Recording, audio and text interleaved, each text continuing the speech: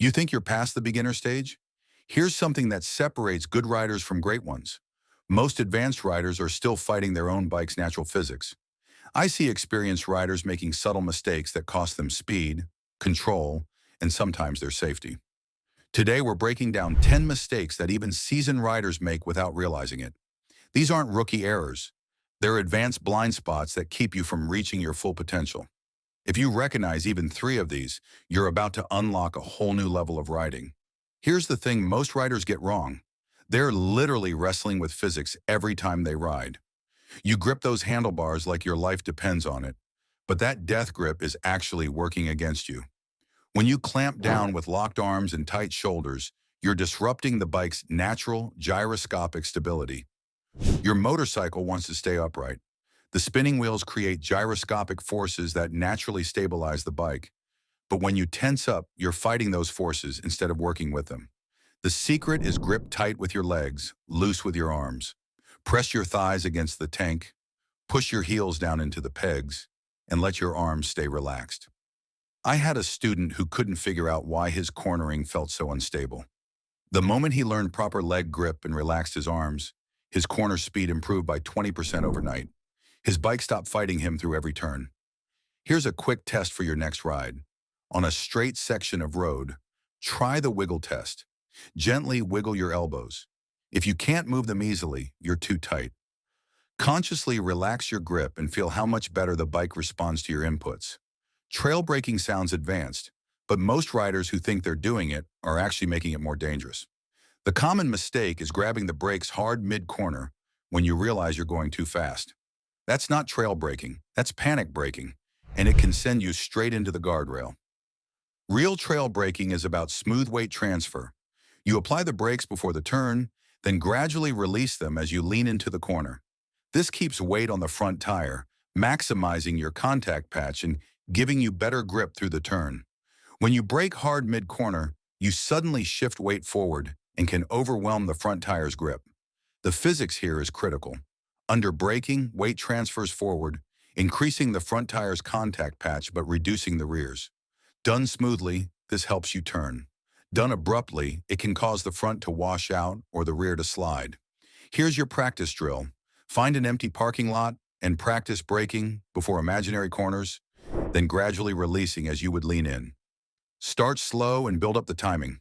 The goal is to have your brakes completely released by the time you're at full lean. Master this timing, and you'll carry more speed through corners with complete control. Advanced riders think they know their bikes, but they're missing how dramatically tire pressure changes everything.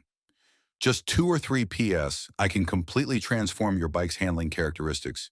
Most riders set their pressure once and forget about it, but that's leaving performance and safety on the table. Cold weather drops your tire pressure. A heavy load changes your optimal pressure. Even your riding style should influence your pressure settings. If you're hitting twisty roads, you might want slightly higher pressure for better response. If you're touring with gear, you need to adjust for the extra weight. Here's what most riders don't realize. Improper tire pressure is involved in a significant percentage of motorcycle crashes. Underinflated tires heat up faster, wear unevenly, and can fail catastrophically. Overinflated tires reduce your contact patch and make the bike feel skittish. Your quick pressure check routine should happen every few rides, not just when you remember. Check pressure when tires are cold before you've ridden. Keep a quality pressure gauge in your garage and actually use it. The 2 minutes you spend checking could prevent a blowout or dramatically improve your bike's handling on your next ride. ABS and traction control have made bikes safer, but they've also created a dangerous overconfidence problem. Too many advanced riders treat these systems like magic safety nets instead of understanding their limitations. ABS can't overcome physics. On loose gravel or in a panic stop while leaning, even the best ABS has limits. Traction control can't save you from target fixation or poor throttle technique. These systems are designed to assist good riding technique, not replace it. The worst part is when riders become dependent on electronic aids, they stop developing proper technique. I've seen riders who can't make a smooth stop without ABS or who panic when their traction control light flickers. That's backward thinking. Electronic systems can also fail. Sensors get dirty, connections corrode, and software has glitches. What happens when your ABS fails and you've never practiced threshold braking? What happens when traction control cuts out and you've never learned smooth throttle control? Use these systems as backup, not primary safety. Practice your technique as if these systems don't exist, then let them assist when needed. That way you're covered whether the electronics work or not. Most riders think hanging off the bike makes them look pro, but they're doing it wrong and actually making their cornering worse. Body position isn't about looking cool, it's about physics and control. The goal of proper body position is to keep the bike more upright while you take the corner at the same speed. This gives you more tire contact patch and more ground clearance. But most riders just hang their knee out without understanding the mechanics. Proper cornering position starts with your outside leg gripping the tank and your inside leg relaxed. Your upper body moves to the inside, but your hips stay connected to the bike.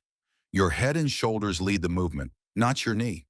The knee slider should barely touch the ground, not grind through every corner. Common mistakes include hanging off too early, not keeping your outside leg tight, and focusing on the knee instead of the upper body. These errors actually reduce your control and make the bike less stable. Here's your step-by-step correction method. Start with upper body positioning at moderate speeds. Get comfortable moving your head and shoulders to the inside while keeping your hips planted. Only add the leg movement once your upper body positioning is smooth and natural. Here's where even experienced riders mess up their cornering. They roll off the throttle mid-corner when they get nervous. This might seem safer, but it's actually destabilizing your bike when you need stability most. When you suddenly chop the throttle mid-corner, you're shifting weight forward and unloading the rear tire. This can cause the bike to stand up and run wide, or worse, create a low-side crash. The physics here is about maintaining consistent weight distribution through the turn. The concept you need to understand is maintenance throttle versus acceleration. Maintenance throttle means keeping just enough throttle to maintain your speed and keep the bike settled. You're not accelerating, but you're not decelerating either. This keeps weight distribution stable and the bike tracking smoothly through the corner. Rolling on throttle should only happen after you've reached the apex and you're starting to stand the bike up. This is when you can safely transfer weight to the rear and accelerate out of the turn. The timing here is critical. Too early and you can high side, too late and you're missing opportunities for smooth, fast cornering. I've seen high side crashes happen when riders panic and grab a handful of throttle mid-corner. The rear tire suddenly gets more traction than it can handle, and it grips and flips the bike. The smooth application technique starts with understanding that throttle changes should be gradual and deliberate, never sudden or panicked. Advanced riders get comfortable with their skills and start missing the subtle warnings that road surfaces give you. You might nail every corner on clean, dry pavement, but that confidence becomes dangerous when conditions change. Different surface types have completely different grip levels. Fresh asphalt provides excellent traction, but painted lines, manhole covers, and tar snakes become ice rinks when wet. Concrete has good grip but can be slippery when new. Gravel, leaves, and oil spots can appear anywhere without warning. The thing that catches experienced riders is overconfidence in familiar roads. You know this corner, you've taken it 100 times, so you don't adjust for the light rain or the construction debris that wasn't there yesterday. Weather conditions require immediate adjustments that many advanced riders skip because they trust their experience over current conditions. Your visual scanning technique needs to include surface assessment, not just traffic and obstacles.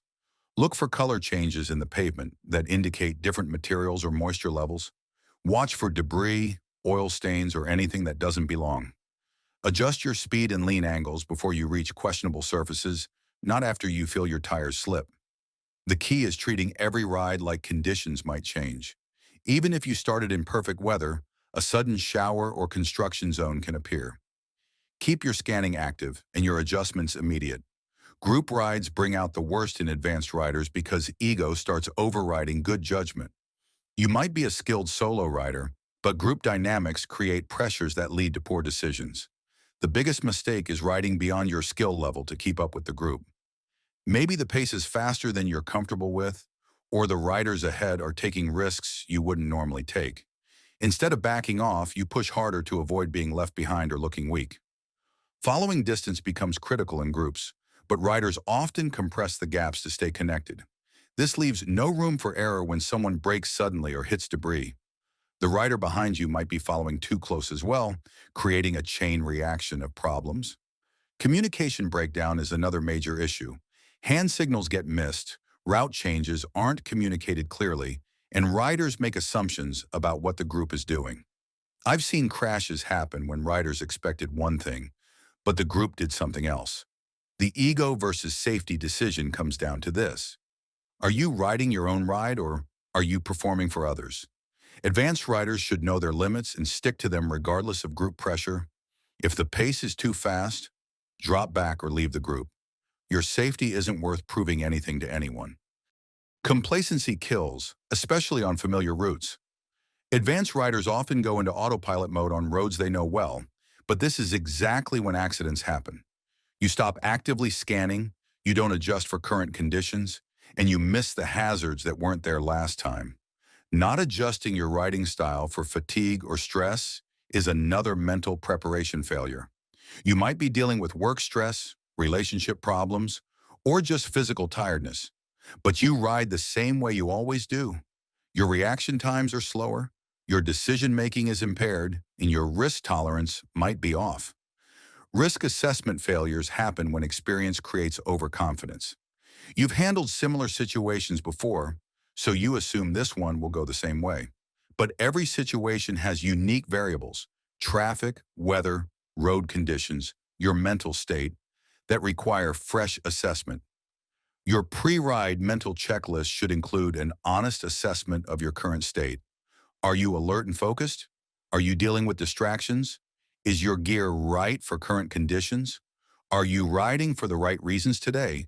Or are you trying to work out frustrations through speed and risk? The plateau effect hits advanced riders hard. You reach a comfort level with your skills and stop pushing yourself to improve. You avoid challenging practice scenarios because you feel like you've already mastered the basics. Many experienced riders haven't practiced emergency stops, slow speed maneuvers, or cornering techniques in years. They assume their skills are permanent, but without practice and even advanced techniques deteriorate. Muscle memory fades and bad habits creep in to replace good ones. Overestimating your current skill level is common among riders with several years of experience. You remember your best rides and forget your mistakes. You compare yourself to newer riders instead of truly advanced ones. This false confidence prevents you from seeking instruction or challenging yourself with new skills. Creating a structured improvement plan means identifying specific weaknesses and working on them systematically. Maybe your slow speed control needs work, or your emergency braking could be sharper. Set aside time for deliberate practice, not just recreational riding. Consider track days, advanced courses, or structured drills that push your limits in controlled environments. The best riders never stop learning because they understand that complacency is the enemy of safety and performance. The truth about advanced riding is that there's no finish line. Every rider I know who's truly mastered their craft will tell you the same thing. The moment you think you've got it all figured out is the moment you become dangerous. These 10 mistakes aren't character flaws. They're blind spots that develop naturally as you gain experience. The difference between good riders and great ones isn't that good riders never make mistakes. It's that they actively hunt for their weaknesses and fix them before they become problems. Here's your challenge for the next month. Pick 3 mistakes from this list that hit closest to home. Focus on just those 3. Practice the techniques we covered, do the drills, and pay attention to how your riding changes. Don't try to fix everything at once. That's how you overwhelm yourself and make no real progress. The continuous improvement mindset means treating every ride as a learning opportunity. Whether you're commuting to work or carving canyon roads, there's always something to refine, something to notice, something to improve. If you want more advanced techniques like this, hit that subscribe button. Next week, we're diving deep into track-level cornering skills that you can safely practice on the street.